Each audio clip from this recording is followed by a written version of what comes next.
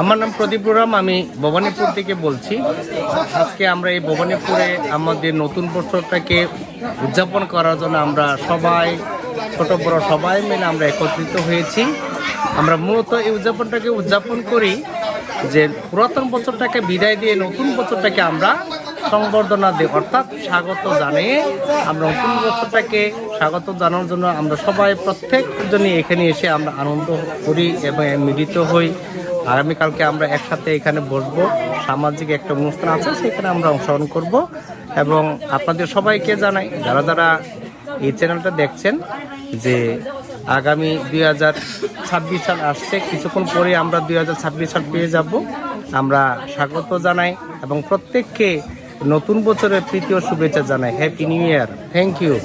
আমরা আমাদের ঈশ্বরের ইচ্ছায় বেঁচে থাকি এই পৃথিবীতে এবং আজ অবধি বেঁচে আছি।